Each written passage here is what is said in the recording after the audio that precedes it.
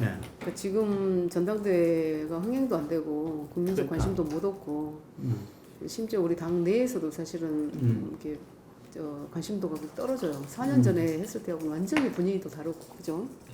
그러다 보니까 이게 컨벤션 효과가 전혀 없는 그리고 지지율은 계속 떨어지는 굉장히 위기일 것 같아요. 근데 이제 이 전당대회를 저는 이제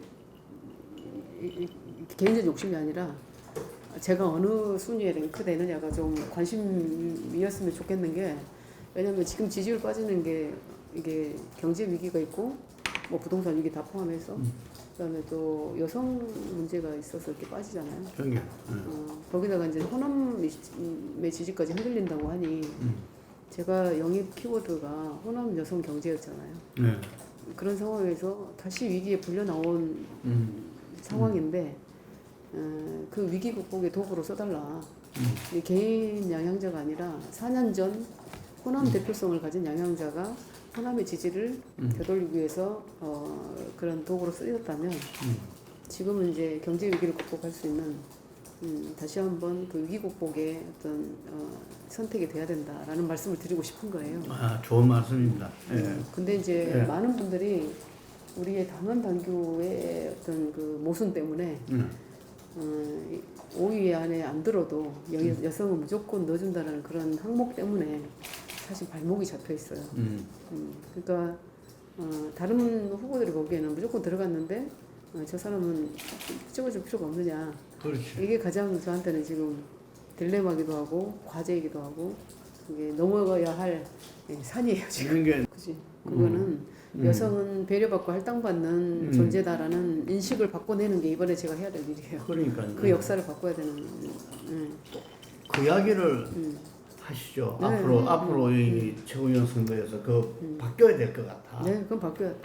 그렇게 만들어진 상황이 이제 어차피 여성을 줄 거면 그냥 지명직이라는 게 있기 때문에 그 지명직으로 해결을 해야지. 근데 이게 선출해서 여성 무조건 들어가니까 안 찍어도 된다. 이런 상황을 만드는 건 잘못됐다 이렇게. 아, 그건 지금 최초의 문제적입니다. 네. 지금까지 그렇게 해왔는데 다들 그게 이 딜레마에 빠져가지고 한명도 정의도 말씀하신 대로 꼴찌했잖아요. 이게. 그러다 보니까 여성은 늘 힘이 없고 대표성을 가질 수도 없고 정치인은 메시지인데 그 메시지를 할 수 있는 메신저가 안 되는 거예요. 근데 늘 대표성을 가지고 뭔가 정치적인 어떤 메시지는 내야 되는 거. 그런데 힘은 없고 이 역사를 바꿔야 될 것 같아요. 맞아요.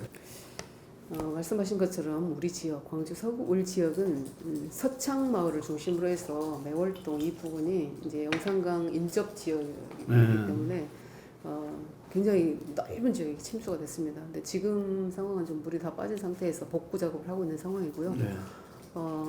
그래서 굉장히 피해 지역인데도 불구하고 또 광주 북구 첨단 지역 이런 쪽은 또 기업의 중소기업들이 다 침수된 상황이라서 피해가 그 규모가 얼마나 될지 좀 빠른 규모 파악이 좀 필요한 것 같고 그 전남 지역으로 또 곡성, 담양 이쪽으로 이제 그 총리님과 함께 돌았는데 그쪽은 더 피해가 심각하고요. 그래서 돌면서 이 피해 재난 지역 선포가 굉장히 좀 빠르게 진행해야 되겠다는 걸 정말 느꼈었고. 피해 규모도 빠른 규모 파악도 중요하고 저는 그때 당시에 돌 때는 너무 심각해서 이거 4차 추경을 곧바로 해야 되겠다. 그래서 이걸 건의를 해야 되겠다라는 생각을 가질 정도로 그렇게 했는데 지금 뭐 그 중앙정부 예산이 3조 원 플러스 알파잖아요. 여기 예비비가 있기 때문에 그리고 또한 그 재난보호기금이 2조 4천억이 규모가 있는 상황이어서 이 부분 가지고 피해 규모 파악과 함께 빠르게 좀 지원이 돼야 될 거. 빠른 지원이 또 그게 중요합니다. 그러니까 예. 추경을 하고 안 하고 예비비를 쓰고 안 쓰고 이런 것보다는 지금 어려움을 겪고 있는 그 이재민들한테 빠른 지원과 일상생활로 복귀시켜드리는 그 일이 가장 중요하다. 그래서 저는 다른 거 논의할 필요 없이 어쨌든 재난 지원에 대한 부분을 여야가 똘똘 뭉쳐서 빠르게 해야 된다.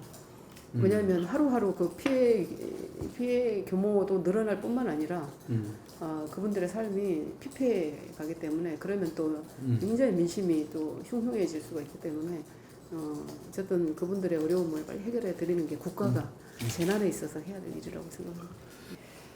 4년 전 지도부는 각 부문별 지역별로 뽑았습니다. 그러니까 지금 지도부 선출 방법이 달라졌어요. 그러니까 4년 전에 제가 최고위원 들어갔을 때는 여성 부문에 있어서 여성 최고위원을 뽑았고 청년 최고위원을 뽑고 노인 최고위원을 뽑고 그때네. 이렇게 했고 그다음에 각 지역별로 권역별로 최고위원들이 호선에 의해서 돌아가는 맞습니다. 그렇게 부문별 최고위원 제도였고 네. 지금은 이제 우리가 단일 지도 체제라고 해서 이게 이제 대표 그다음에 최고위원은 5명을 1등부터 5등까지 이렇게 뽑게 되는 상황이 되는 거죠. 그러니까 4년 전에는 여성 최고위원이 있기 때문에 전국 여성위원장을 겸하는 되게 중요한 최고위원이었어요. 그래서 그렇게 뽑힌 치열한 어떤 경쟁에 의해서 뽑혔기 때문에 그때는 4년 전에는 저의 대표성이 굉장히 컸었습니다. 그래서 그때 최고위원으로서 원외지만 호남의 대표성 또 여성의 대표성 경제의 대표성을 함께 가질 수 있었었고 전국 여성위원장으로서도 큰 힘을 이제 위임해 주신 전국 여성위원들이 대부분 우리 당원 또 그 기초위원 포함해서 모든 분들이 여성위원회 위원들이기 때문에 그분들을 대변할 수가 있었는데 자 이제 4년 후 지금 그리고 우리 지금 지도부 직전 지도부부터 바뀌었어요. 이게 이제 단일 지도 체제가 바뀌면서 이제 5위 안에 여성이 들어가기 힘든 구조다 보니 지금의 당헌 당규는 5위 안에 여성이 없으면 5위권 밖에 있는 여성 후보를 할지라도 이거 5위와 바꾸는 그런 당헌 당규가 그렇게 돼 있거든요. 그런데 제가 이제 예비 경선에서 이게 8위 안에 들어와서 지금 선거운동을 하고 있는 상황인데 많은 지역위원장님들 그리고 유권자분들 우리 대의원들과 권리당원 분들의 얘기가 어차피 당선됐는데 우리가 표를 줄 이유가 뭐 있냐 이렇게 말씀들을 하셔서 저는 이제 그 영입 때도 그 키워드가 호남 여성 경제였습니다. 그런데 그 대표성을 가지고 있는 그 대표성의 역할을 제가 못하게 될 것 같아요. 특히 바로 직전 최고위원도 남인순 최고위원님이 계셨는데 그런 인식 때문에 순위 바깥에 계셨어요. 두 분 다. 남인순 의원님하고 윤승희 의원님이 두 분 다 순위 바깥에서 계셨었고 조금 더 앞에 계신 남인순 의원님이 5위 안에 들었던 5위와 이렇게 교체를 했던 근데 그 인식이 여성은 언제나 할당받고 배려받아야만 지도부에도 입성할 수 있고 이 인식을 놔버린 것 같아요. 그렇다 보면 최고위원이 지금 이런 그 단일 지도 체제에서는 이 표의 숫자로 1위부터 5위가 결정이 되는데 이 마이크의 크기는 완전히 차이가 납니다. 그래서 지금 우리 당이 직면하고 있는 경제 위기 그리고 여성 문제 또 호남의 지지 기반의 어떤 흔들림 이것에 대한 제가 대표성을 가지고 메신저 역할을 해야 되는데 제가 만약에 순위 바깥에서 5위를 끌어내리고 들어간들 무슨 메신저 역할을 할 수 있겠냐라는 제가 불안감과 또 이 산을 넘어야 되는 큰 과제를 안고 있습니다. 그래서 이 인터뷰를 보시는 우리 유권자분들께서 제가 자력으로 정말 당당하게 민주당 지도부에 입성을 해서 이 여성에 대한 인식을 바꾸는 어떤 역사를 바꾸는 계기를 만들어 주십사 간곡하게 말씀을 드리는 바입니다. 그러기 위해서는 이번에 제가 자력으로 당당하게 선출직으로 들어가야만 그 인식이 바뀌고 이제 이게 없어도 여성들이 진입할 수 있는 정당이 됐구나 라고 인식을 하실 것이고 혹시라도 그렇게 자력으로 선출직이 안 되면 지명직으로 대표성을 갖게 할 수 있는 제도적 장치를 바꿔야 될 것 같아요. 그래서 저도 그렇게 생각을 하고 있는데 이제 우리 당에서 이번에 그 남인순 최고위원님을 필두로 해서 요구했던 것이 지도부도 30%를 여성을 해달라. 그러면 이제 대표, 원내대표, 그다음에 최고위원에서 지명직까지 하면 9명이 있습니다. 그 중에 3명은 여성이 들어가야 이게 30%가 되는데 그러려면 이제 여성 출마자들이 굉장히 많이 있었어야 되는데 그 당헌 당규를 개정을 하시고자 했으나 그게 안 됐어요. 네. 왜냐하면 아직까지 그런 여성 최고위원으로 출마하는 풀도 너무 이렇게 빈약하다고 느끼셨는지 아예 그 자체가 받아들여지지 않았습니다. 네. 만약에 하려면 그렇게 해버려야 되고요. 여성 최고위원이 이제 30% 3명 이상은 돼야 된다라고 하면 한 명은 무조건 들어가고 2명의 지명직을 하든 2명이 들어가든 3명이 들어가든 그렇게 할 수 있게끔 하는 이제 제도 장치를 마련하시려고 했는데 네. 지금 이 상태에서는 어정쩡합니다. 한 명이 안 되면 무조건 한 사람 바꿔서 넣는다고 하는 좀 어정쩡한 상황이 된 것 같습니다. 맞습니다. 자, 우리 더불어민주당이 그 지역구 당선인을 보면 163명의 전국의 지역구 당선인이 있어요. 네. 근데 그 중에 20명이 여성 지역구 당선인입니다. 네. 더불어민주당의 여성 지역구 당선인이 20명인데 그 중에 19명이 서울 경기예요. 그리고 통틀어서 제가 혼자입니다. 네. 강원, 인천, 충청, 호남, 영남, 제주까지 해서 통틀어서 여성 지역구 당선인은 한 사람입니다. 그 얘기는 우리 더불어민주당이 아직까지 여성이 정치하기 상당히 어려운 당이다라는 걸 방증하고 있다고 보여지고요. 더 노력해야 될 부분이 분명히 있다라고 말씀을 드리고 오히려 통합당은 그 텃밭인 대구 경북 부울경에서 후보들을 당선시켰거든요. 근데 호남의 텃밭이라는 우리 더불어민주당은 호남에서조차도 저 한 명이었어요. 얼마나 어려운지 저도 몸소 느꼈거든요. 네. 근데 실제로 어떤 어려움이 있었습니까? 이제 예를 들면 호남 후보로서 광주 출마를 했습니다만 광주는 민주당이 워낙 이번에 분위기가 좋았기 때문에 이 공천만 되면 당선이라는 그렇죠.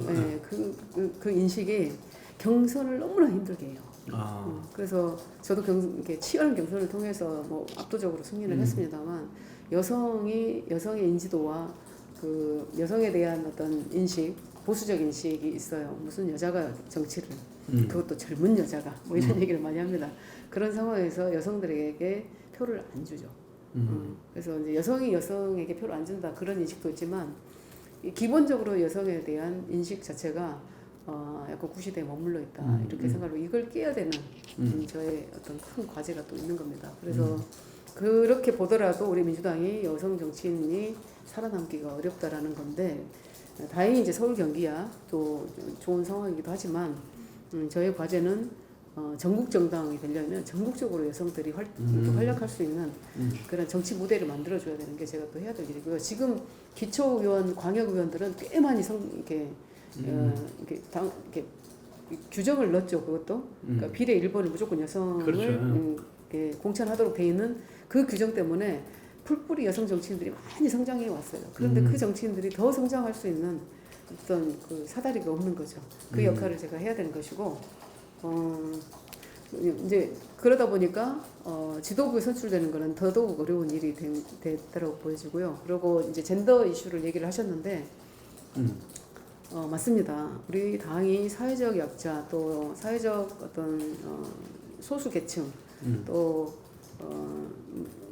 늘 좀 젠더 이슈에서 앞서가는 정당, 성인지 감수성도 뛰어난 정당 이렇게 봤다고 실제로 이렇게 오픈해 보니 모든 문제는 우리 당에서 일어나고 있고 또 이런 인식들이 있으신 게 사실이고요. 근데 이제 그 이유가 이제 우리 그 4번의 더불어민주당의 승리로 인해서 그렇죠. 모든 지방 권력까지 뭐 국회 권력뿐만 아니라 지방 권력까지 정말 많은 민주당의 권력화가 됐거든요. 그래서 그런 문제가 나오더라도 민주당의 당직을 가지고 있는 당적을 가지고 있는 분들한테서 보여지는 문제점이 훨씬 더 많다고 생각을 해요.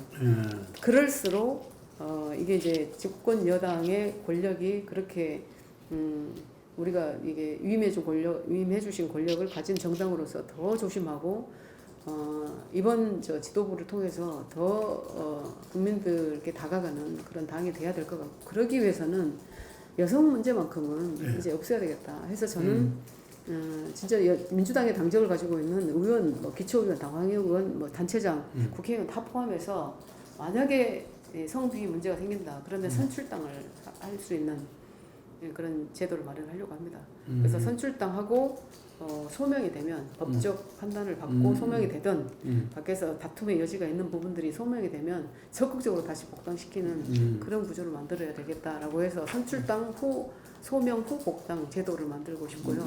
그래야 이게 단호하게 처리를 해야 우리 당에서 더 이상 성비위 문제는 일어나지 않을 것이라고 보고 그게 제가 또 해야 되는 역할인데 그런 제도적 어떤 제안이라든지 여성으로서 그런 걸 하려면 마이크가 세야 됩니다. 그래서 우리 여성 유권자들께서도 이번 지도부만큼은 저의 어떤 대표성을 그런 메신저로서의 역할을 제대로 할 수 있도록 뒷받침해 주십사 말씀드리고 제가 4년 전에 불려 나왔던 이유는 호남의 지지를 받지 못하면 정권 교체가 없다라는 그런 절박함 그렇죠. 속에서 제가 사실은 전국 여성위원장에 당선은 됐지만 호남 지지를 되돌려 받기 위한 그때는 쓰임이었습니다. 그때 참 힘들었죠. 거의 뭐가 뭔지도 모르고 호남이 어렵다고 해서 제가 희생하고 정말 이렇게 헌신한 상황이었는데 그때는 저의 그 상대 후보가 저랑 싸운 게 아니었어요.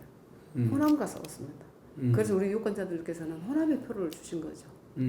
제 양양자의 개인이 아니고 그래서 그 유권자들의 이 집단 지성이 호남의 지지를 다시 받게 했고 저를 통해서 메시지가 나가게 했고 대표성을 갖게 했고 다시 호남의 지지를 받아서 우리가 대선 승리를 해내는 그런 어마어마한 역사적 과업을 이루었던 거죠. 근데 4년이 지난 다음에 다시 호남의 지지가 빠지고 제가 호남 출신이긴 합니다만 호남인들은요 굉장히 전략적 투표를 하십니다. 지난 4년 전에 국민의당으로 전석을 밀어버렸지 않습니까? 광주는 한 석도 없었지 않습니까?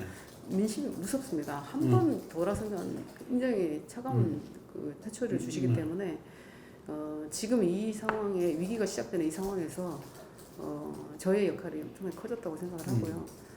문전옥답을 우리가 다시 되찾았는데 이 문전옥답을 함부로 하고 소홀히 하면 금방 뺏긴다. 저는 그렇게 생각을 하고 저의 그런 호남의 대표성으로 이번에 지도부를 통해서 강한 메시지들이 나가야 된다고 보여지고요.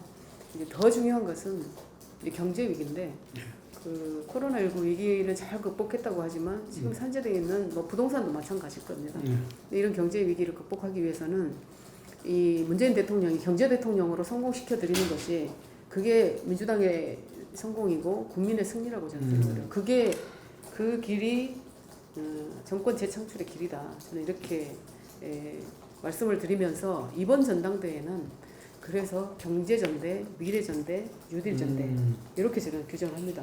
그래서 대통령께서도 한국판 뉴딜 정책을 대대적으로 발표를 하시면서 그게 지역 뉴딜까지도 연계해서 대한민국 발전을 위해서 이제 정말 애쓰시고 계시는데 김대중 대통령도 경제 대통령이 꿈이었고 노무현 대통령도 노무현 정권을 끝까지 그렇게 흔들었던 것도 경제 문제였었고 경포대라고 경포대였죠. 어느 경제를 포기한 대통령이 정말 가슴 아프고 뼈 아픈 거죠.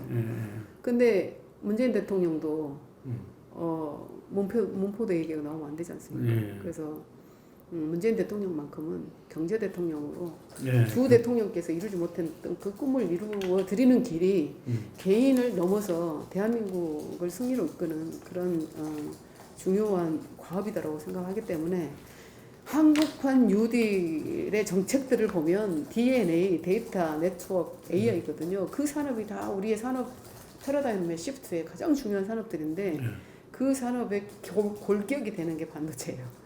반도체 그 산업을 모르고 반도체 개발이 안 되거든요. 그래서 반도체 전문가시잖아요. 30년 제가 반도체에 있었기 때문에 그 산업을 이해하고 그 산업의 실물 경제 경험이 있는 제가 지도부에 입성을 해야만 우리 지도부, 우리 당, 우리 전당대회를 보고 계시는 국민들께 우리 더불어민주당이 경제에 취약하지 않는 당이다라는 메시지를 주는 거다. 세 분의 대표 후보, 8명의 최고위원 후보가 있는데 과연 누가 한국판 뉴딜 정책을 뒷받침할 수 있는 메신저가 누구냐 이거죠. 저는 저 아니고 만약에 그런 분이 있다 그러면 저는 나올 필요가 없었죠. 저는 그랬었어요. 그래서 마지막까지 고심을 했던 것이고 마지막 예비 경선 전날까지도 제가 라인업을 본 거예요. 이 후보들을 보면서 굳이 내가 나서지 않아도 누군가 그 일을 할 수 있다 그러면 저는 나설 필요가 없다고 했는데 스스로 제가 어떤 가치와 철학과 명분이 명확하게 들었을 때 저는 몸을 던지고 죽음을 불사하거든요. 그래서 제가 다시 나오게 된 계기고 이 정책만큼은 정말 성공시켜 드려야 되겠다. 그러려면 우리 당의 그 구성이 여전히 법조인들이 많고 여전히 운동권 출신들이 많다라는 말씀들을 많이 하시잖아요. 그렇죠.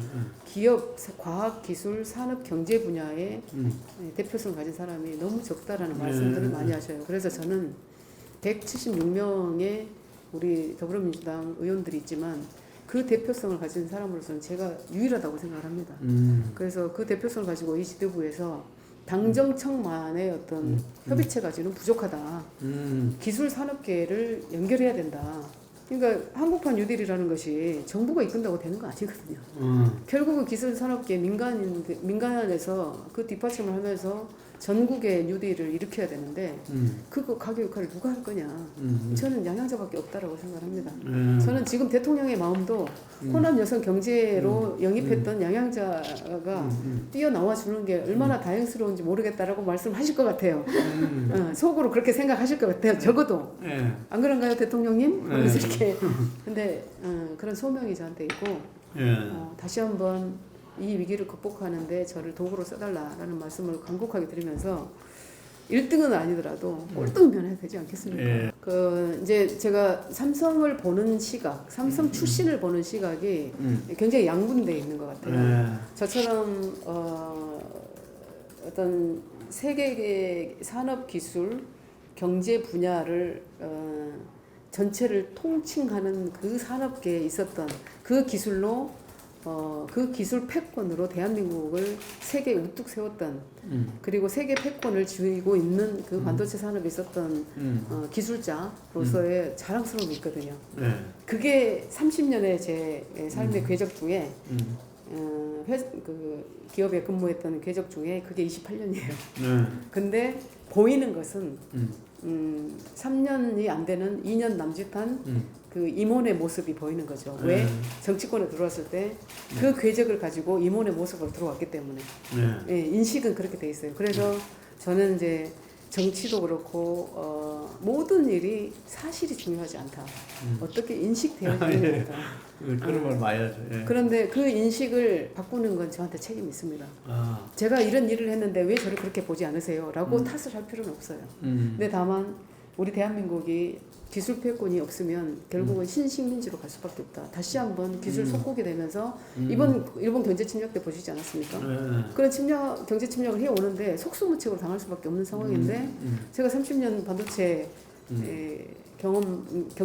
경험자로서 일본이 해오는 그런 침략의 의도와 어떻게 이 침략의 방향이 어떻게 갈지를 아는 사람 저밖에 없었을 것 같아요. 그래서 국가인지원장 하고 있는데 갑자기 불려 나온 거예요. 또 국가적 위기 상황에서. 그래서 남들에게는 알려져 있지 않지만 보편적으로 알려져 있지 않지만 저 혼자 일본을 왔다 갔다 하고 그거 이제 이낙연 후보님은 너무 잘 알아요. 총리로 계셨기 때문에 제가 다 보고를 들었었고 그래서 자료에 근거한 분석 자료에 근거한 보고를 해드린 거죠. 그래서 당당한 외교 기조를 잡을 수 있는 그런 토대를 마련해 드린 게 그때 경제친락 대책 부위원장이었습니다. 갑자기 저를 국가적 위기라고 해서 대한민국의 근간을 이루는 또 공무원 교육을 담당하고 있는 저를 채 1년도 안 됐는데 다시 불러서 나와서 정말 일본을 왔다 갔다 하면서 사람들 만나고 그 네트워크를 총가동을 한 거예요. 국내, 일본 다 해서.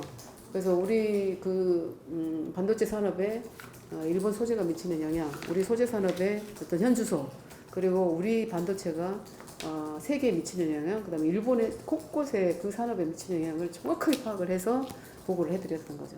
그 어느 날 갑자기 대통령께서 우리는 지지 않습니다라고 나오지 않으셨어요? 그때 왜 그랬다고 생각하세요? 무슨 근거로 국민들께서 진짜 그랬잖아요. 그래서 무슨 근거로 했지? 근데 통합당의 태도를 보세요. 그때 무조건 굴복해라 그런 메시지였어요. 당신 뭔데 뭐 믿고 그러냐? 우리가 무슨 대안이 있느냐? 근데 당당하게 대통령이 나가시면서 우리 국민들이 노 아베를 외치면서 그 민의를 확 끌어당길 수 있었죠. 그 근거 자료가 저 그랬어요. 그래요? 네. 그거는 알려지지 않았는데 지금은 말할 수 있어요. 그러니까 우리가 그 일본이 그 했던 부분들을 네. 우리가 해낼 수 있다고 본 제가 거죠. 네, 그렇게 드린 거죠. 다른 당당한 언론에서도 말씀하셨나요? 응? 다른 언론에서 말씀하셨나요? 언론을 얘기를 요새 하고 있어요. 요새 조금씩 하고 있는데 그걸 강조해 주셔도 돼요. 그거는 대통령께서 가장 자랑스럽게 생각하실 거고 그 왜 그게 가능하냐면 이 미래 산업, 현재 산업, 그러니까 ICT 산업, 뭐 아까 말했던 데이터, 네트워크, AI, 스마트 자동차, 스마트 바이오, 스마트 의료, 스마트 전장, 자율주행 자동차 모든 게 다 반도체예요.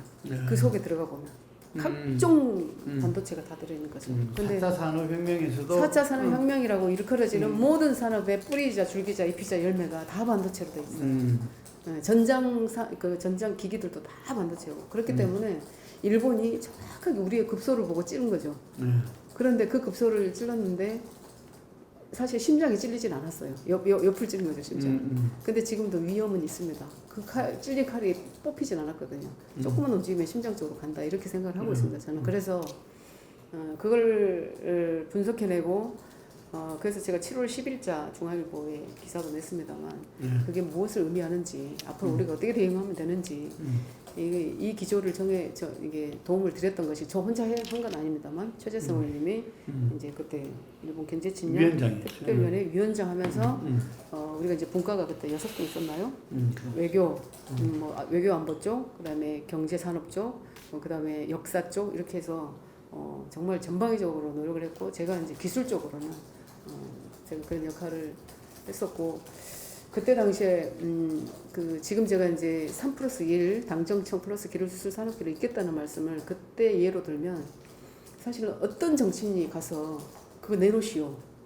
얼마나 우리 반도체 산업이 일본의 도요타라든지 파나소닉이라든지 소니에 미치는 영향이 얼마나 되는지 자료 갖고 오시온다고 갖고 온가요? 그런 기업 비밀이기도 하고 절대로 내놓을 수 없는 상황이거든요. 그런데 그만큼 저는 신뢰를 하고 있다라는 거죠. SK도 삼성도 그 관련 분들이 국가적 위기에서 우리가 이걸 함께 도우지 않으면 안 되겠다라고 그 설득을 해낼 수 있는 사람이 누구냐요. 그때 저였어요.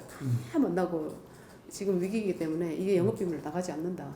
그리고 이 위기를 극복해야 되는 거 아니냐. 우리가 해야 되는 역할 아니냐 해서 최대한 보호를 해드리면서 그 역할을 제가 해냈죠. 그래서 지금도 그 이제 국민들께서 모르는 상황이셔요. 근데 그런 국가적 위기 상황 또 더불어민주당 위기 상황이 나오면 언제든지 저는 팔자가 그냥 어려움이 있을 때 위기가 닥쳤을 때 늘 불려 나가서 그냥 쓰이는 도구에 그러다 죽으면 할 수 없는 거고 이제 4년 5년 전에 이제 그런 위기가 있었던 상황에서 우리가 문재인으로 정권 교체를 하자라고 마음을 다시 돌려주셔서 사실은 그 지지는 아직까지는 견고하다고 보여집니다.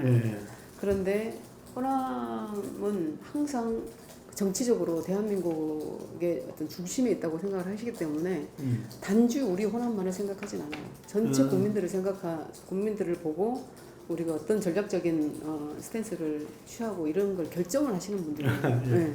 그래서 그냥 뭐 묻지마 무슨 지지 이런 거 절대로 안 하십니다. 그래서 두려운 거거든요. 그런데 지금 상황이 이제 더불어민주당 안에서 또 이 정부 안에서는 열심히 우리가 정책을 만들고 법안 발의를 해서 통과를 시키고 이렇게 했다고는 하지만 국민적 인식에 괴리가 있단 말이죠. 우리가 생각하는 거랑 아까도 말씀드렸지만 사실과 인식이 다르다고. 그럼 인식이 중요한데 호남에서조차도 제가 이제 광주 지역에 또 전남 지역을 이렇게 매주 내려가서 이렇게 들어보면 민주당 왜 그래? 라는 말씀들을 하셔요. 우리가 지지를 그렇게까지 해줬는데 왜 그래? 라는 말씀 하시고 그리고 이제 불안감이 있는 게 뭐냐면 솔직하게 얘기해도 되죠? 그 호남에 기반을 둔 더불어민주당의 대권 후보가 대통령이 김대중 이외에 없었다 이거죠. 그런데 옛날에 뭐 호남 후보 불가론까지 있습니다. 필패론 불가론 지금도 있습니다. 그 이후에 이제 노무현 대통령, 이명박, 박근혜, 문재인 대통령까지 우리가 이제 김대중 대통령 만들고 노무현 대통령 만들고 문재인 대통령까지 그 아픈 시련을 겪고서도 다시 한번 미워도 다시 한번 2012년에 그렇게 밀어줬음에도 불구하고 정권을 찾아오지 못했잖아요. 예. 그럼에도 불구하고 다시 한번 2016년도에 마음을 다시 17년도에 다시 돌려주셨던 그게 있기 때문에 그건 경고하지만 그만큼 경고한 만큼 일거수일투족으로 우리 당을 보고 계시는 거예요. 정말 제대로 된 정책을 내놓느냐. 그래도 야당과의 협치가 안 되더라도 겸손한 모습을 보이고 있느냐. 이거에 대한 것을 지속적으로 보고 있어요. 정치적 민도가 굉장히 높으셔요. 조금만 잘못해도 정말 회초리를 해줘. 근데 이제 그런 상황이 지금 시작되고 있다라고 느껴져요. 그래서 잘해라. 그리고 우리가 잘할 수 있게 뒷받침할 테니 정말 잘해달라는 게 그런 말씀드리시고 한 번에 뭐 호남 지지가 확 뭐 무너지거나 그러진 않을 거라고 확신은 듭니다만 지금 어떻게 하느냐가 가장 중요한 시기인 것 같아요. 그리고 이제 통합당에서도 호남의 구애 작전으로 지금 수해 지역도 먼저 가고 하는데 어떻게 생각하시냐 이런 말씀도 하시는데 저는 여당이든 야당이든 정말 어떤 그 피해 지역을 향해서 구원의 손길과 또 그 피해 복구를 위해서 노력하는 부분은 좋다라고 생각을 하는데 어찌됐든 정당이 우리 지역을 위해서 저렇게 노력을 해준다는데 우리가 한번 봐볼까? 관심을 갖기 시작하게 된 어떤 그 계기를 마련해 주고 있는 것 같아요. 그 모든 그 성비위 사건은 문제가 되는 것이 위계거든요. 권력을 가진 위계. 자와 위계에 의한 문제가 생기는 거죠. 근데 이제 저는 30년 기업에서의 그 경험은 제가 사회 약자에 있을 때를 상상을 해보면 지금의 기준으로 보면 그때 만약에 그런 이루어졌던 저한테 행해졌던 그런 희롱 뭐 모든 그런 아주 있어서는 안 될 행위들을 지금의 기준으로 보면 몇 트럭 지금 제가 몇 트럭? 네 이렇게 신고해야 될 상황이긴 하지만 이제 시대가 완전히 바뀌었거든요. 그때는 참아야 되는 줄 알았죠. 그냥 왜냐하면 힘도 없고 내가 여기서 일을 해서 생계를 꾸려 나가야 되기 때문에 어쩔 수 없이 뭔가 참아내고 그랬었다라고 보면 지금은 시대가 달라지기도 했고 절대 그래서는 안 된다라는 그 소명을 제가 또 가지고 있습니다.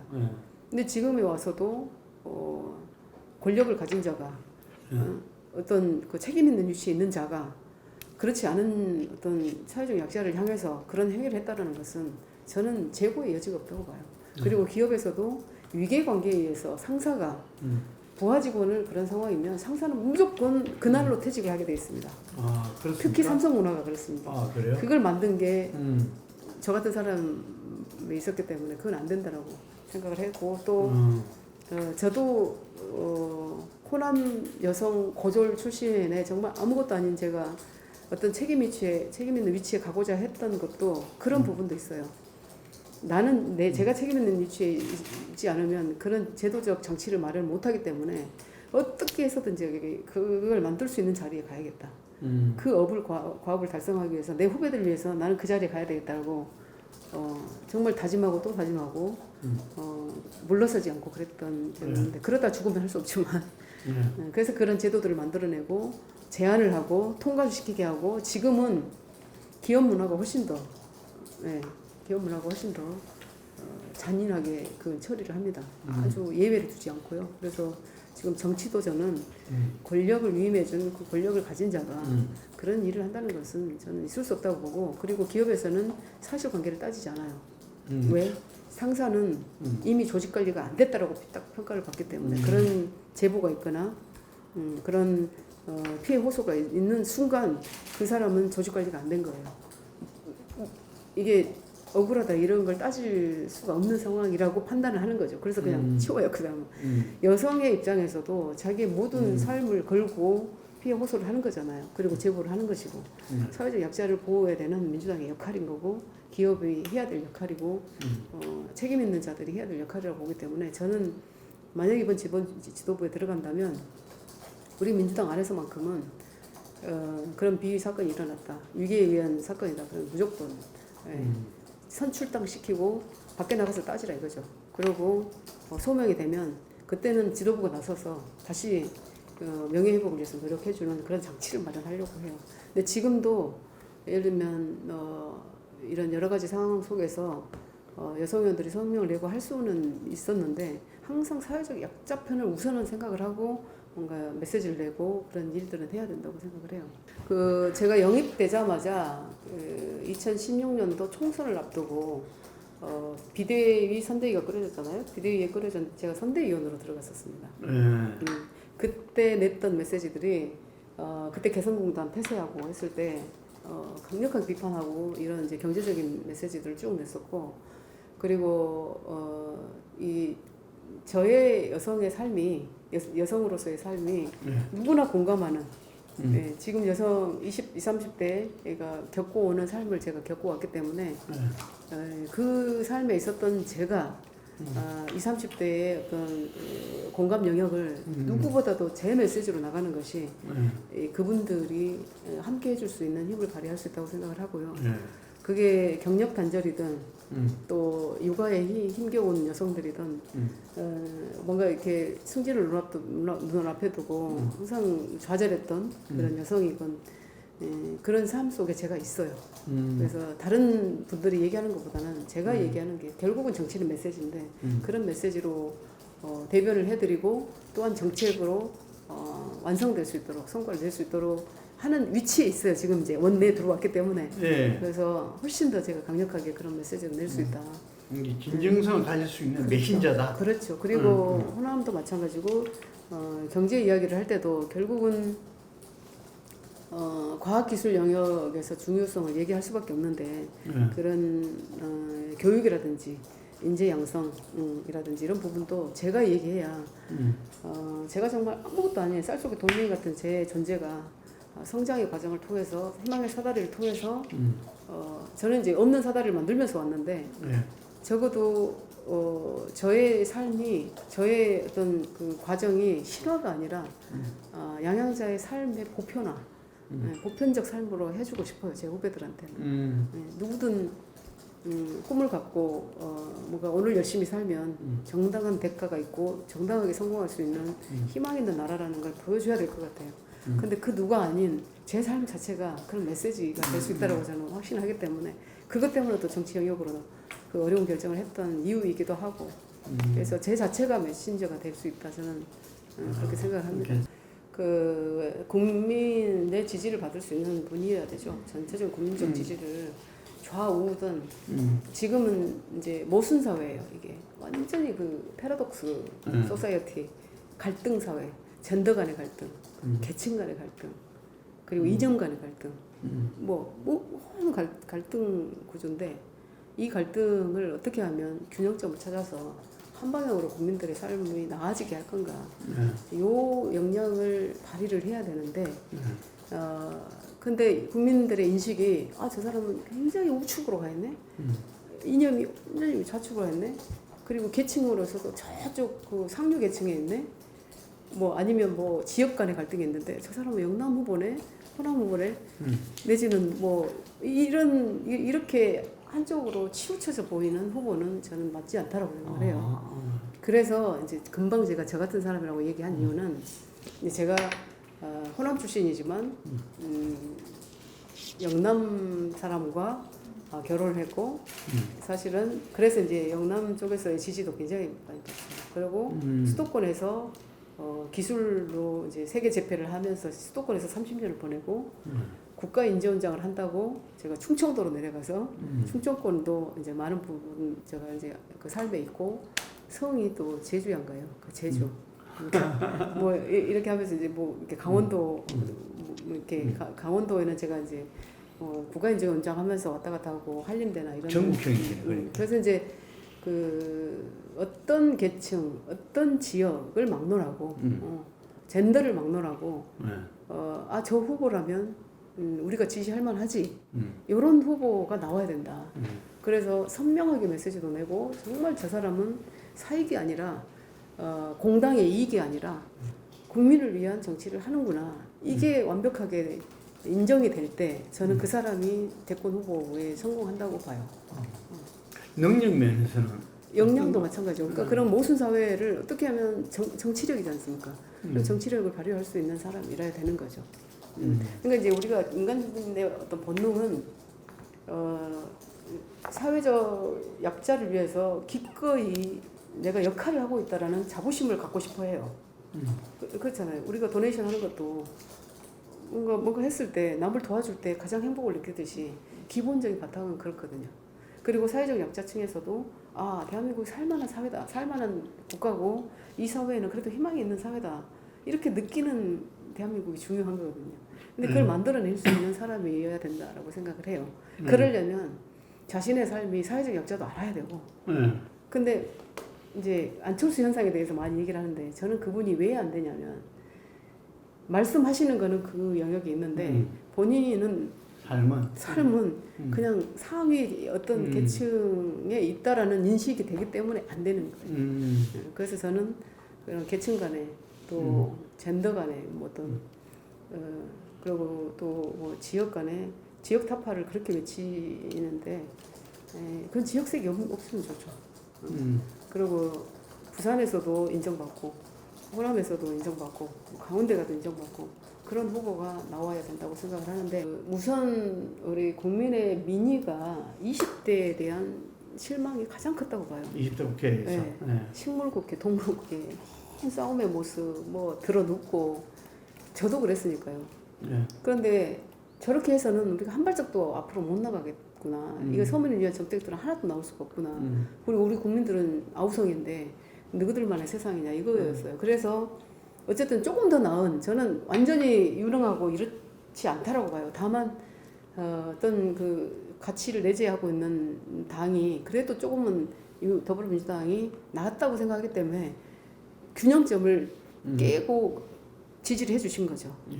그래서 그런 상황이 생기면 정말 국민을 보고 정책들을 펴나가라, 담대하게 가라라는 정말 위임해 주신 그 권력의 힘을 완전하게 한쪽으로 밀어주셨다고 봐요. 근데 그게 다는 아니거든요. 그럴수록 국민들을 향해서 제대로 된 정책들과 제대로 된 모습, 국민들이 요구하는 게 무엇인지를 정확하게 파악을 해야 돼요. 어떻게 인식을 하고 계시는지. 근데 우리는 우리의 메시지를 낸 거예요, 그냥. 우리가 할 수 있는 게 이만큼 우리가 힘이 주셨으니까 우리가 이렇게 해도 되겠죠를 그냥 우리가 결정하고 우리가 한 거죠. 국민들은 그냥 저기 계시고. 그러니까 그 인식의 길이를 좁히는 게 굉장히 중요하고 조그만 문제가 생겨도 크게 보일 수밖에 없어요. 왜냐하면 그만큼 기대와 믿음을 담아서 민주당을 향해서 주셨기 때문에 작은 이렇게 실수도 크게 생각을 하시고 그만큼 우리도 그렇잖아요. 우리 자식의 이 실수가 더 커 보이고 그러듯이 그리고 그게 반복되면 실수로 안 보고 이제는 유능하지 않는 정당이구나. 저건 우리 저 공당의 모습이 국민을 향해 있지 않구나라고 판단하실 수도 있다. 이렇게 생각을 하기 때문에 우선은 협치 실종이라는 것은 이제 미래통합당의 뭐 프레임이기도 하지만 그러면 그럴수록 우리는 정말 겸허한 모습으로 내부적인 치열함이 있었다라는 걸 알려야 되고 실질적으로 우리 더불어민주당 안에 레드팀이 있어야 돼요. 그러니까 미래통합당의 역할을 기대를 못하면 저쪽 이제 야당의 역할은 감시하고 견제하고 비판하고 그런 거잖아요. 그런 역할이잖아요. 그래서 어떤 대안을 내놓으라는 거는 말이 안 되는 거죠. 근데 그럴수록 그 역할에 대해서 힘이 안 되는 거잖아요. 거기는 할 수 없는 거죠. 견제를 할 수 없고 어떤 정책에 대해서 반대를 할 수 없는 입장이 돼버린 거죠. 그렇다 그러면 우리가 그들의 그런 목소리도 들어야지만 내부적으로 감시, 견제 또 정말 치열한 논쟁과 이렇게 논의가 있었느냐가 국민들께 보여줘야 돼요. 근데 우리는 그냥 예를 들면 임대 1차 3법이 통과됐어. 거기서 박수치고 있을 일이 아니에요. 얼마나 고뇌 속에서 그거를 했는가가 보여져야 된다 이거죠. 근데 마치 우리 정말 이게 이 오만한 모습이 보였다. 저는 그렇게 생각을 해요. 그 일본 경제 침략 상황이 있을 때 어떻게 역할을 분담했냐면 우리 당에서는 세게 나갔어요. 이거 경제 침략이다. 그 뭐 죽창 들고 나가야 된다. 뭐 그렇죠. 아무튼 그런 역할을 담당을 했던 거예요. 왜? 정치적 메시지는 좀 더 강하게 나가고 그리고 정부는 치밀하게 그를 조사하고 제대로 대안을 마련하고 청와대는 상황 관리를 제대로 해내고 그렇게 역할 분담이 돼 있었던 거거든요. 그래서 우리가 그 위기에서 어떤 선도적인 어떤 방책을 내놓고 그 위기를 극복할 수 있었는데 저는 지금도 마찬가지라고 생각해요. 당은 항상 한 발짝 앞에서 국민에 대한 메시지를 내고 정부는 철저하게 그런 그 대책들을 내놓고 청와대는 그런 전체적인 관리들을 해내고 그 역할이 정확하게 분담이 되고 때로는 함께 때로는 또 각자의 역할을 제대로 해내면서 유기적으로 돌아가야 된다고 생각을 하고 근데 이제 국민이 보기에도 무슨 거수기냐 이게 민주당이 청와대 거수기냐 이렇게 보는 거 정말 안 된다고 봐요. 네, 그런 역할 분담과 소통할 때는 확실하게 또 소통을 해 나가고 있구나. 이 모습이 정확하게 비춰줘야 된다. 네, 그래서 소상하게 그것들도 이렇게 제대로 보여줘야 된다라는 생각이 들고 그게 가식 없이 진정성을 갖고 해야 된다고 생각을 해요.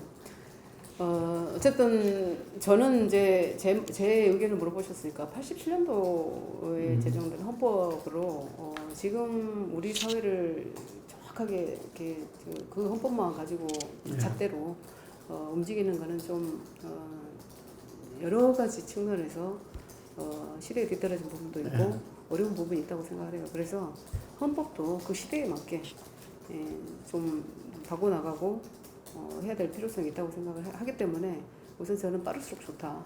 그리고 논의가 들어가야 된다. 이렇게 생각을 하고 뭐 행정소 이전도 뭐 개헌해야 되냐 말아야 되냐 이런 말씀들이 나오는데 개헌까지는 시간이 상당히 오래 걸릴 거 아닙니까? 정말 중요한 일이고 그렇기 때문에 여야가 이 일도 또 국민의 어떤 국민의 뜻이 어떤 것인지도 빨리빨리 조사를 하고 해서 저는 빨리 들어가야 된다고 봐요. 개헌의 작업에 들어가야 된다. 그리고 대통령의 그 공약이기도 하셨고 그만큼 그럴 만한 이유가 있다고 생각을 하고요. 이재명 지사의 그 지지도가 올라가는 게 그만큼 무슨 이유라 생각하시죠? 이 그냥 어떤 말이 아닌 행동이 따라와요. 그리고 늘 성과로 보여주고 항상 마치 파일럿처럼 정책을 미리 우리 대한민국 가야 될 방향을 미리 검증해주고 있다는 생각이 들더라고요. 경기도에서 하는 정책들이 그건 대단한 건데. 그렇지. 그런 생각을 하시는 것 같아요, 국민들도. 그리고 저는 이 상황이 굉장히 좋은 게 어느 한 영역을 우리 민주당에서 이재명 지사가 이렇게 차지하고 또 한편으로 또 이낙연 후보가 가지고 있는 어떤 지지층 이게 이제 나중에는 한꺼번에 합쳐질 거기 때문에 2017년도에 대선에서 그랬지 않습니까? 문재인 후보, 이재명 후보, 뭐 안희정 후보 이렇게 해서 거대한 우리 지지층이 만들어졌던 것처럼 굉장히 바람직한 상황이라고 보여지고 그 대선에서는 그런 후보들이 나와서 선의의 경쟁을 하면서 국민들의 어떤 판단을 받는 게 굉장히 좋은 상황이라고 보여집니다. 다들 또 긴장하실 거 아니에요. 그리고 누가 차기 대통령으로서 정말 적합한가를 국민들께 기회를 드리는 거잖아요. 어차피 대통령은 누가 아니라 이렇게 보여지는 상황은 별로 나쁘지 않다 이렇게 생각합니다. 그 이재명 지사는 대한민국에 미리 나갈 부분들을 갖다가 생각하고 정책으로 미리 그 성과를 보이겠다는데 우리 이낙연 총리 같은 데도 덕담 한번 해주시죠. 이분의 경쟁력. 이분은 위기에 굉장히 강해요. 네, 위기가. 그리고 일머리를 잘 아셔요. 그리고 일의 순서를 명확하게 딱 판단하시고 어떤 일부터 딱딱 정리해내야 된다는 것을 명확하게 알고 계셔서 위기 관리에 특출한 어떤 그 역량을 갖고 계셨다고 판단해요. 그래서 지금 이 위기 상황이기 때문에 이제 대표로도 또 출마하셨고 그런 상황에서도 굉장히 강점을 갖고 있기 때문에 두 분이 다 또 다른 강점이지만 아주 대단한 강점도 갖고 계십니다. 호남을 대표하기 때문에 DJ 이후에 처음으로 호남에서 그 지금 대망론이 생기는 거 아닙니까? 이번에는 우리 한번 만들어 보자 이런 게 있는데 그게 지금 어느 정도입니까? 분명히 있습니다. 그리고 호남민들의 출향민이든 지금 호남에 계신 분이든 열망이 있어요. 우리도 우리 손으로 우리 출신의 대통령 한번 만들어 보자. 이런 열망이 엄청납니다. 그래서 지지율이 떨어지는 데 대해서는 굉장히 좀 걱정도 하시는데 결국 나중에는 우리의 힘을 한번 보이자 이런 생각들을 갖고 계실 거예요. 아, 그렇습니까? 네, 네. 예, 잘 알겠습니다. 오늘 인터뷰 여기까지 하겠습니다. 아, 네. 감사합니다. 고맙습니다. 마지막으로 여기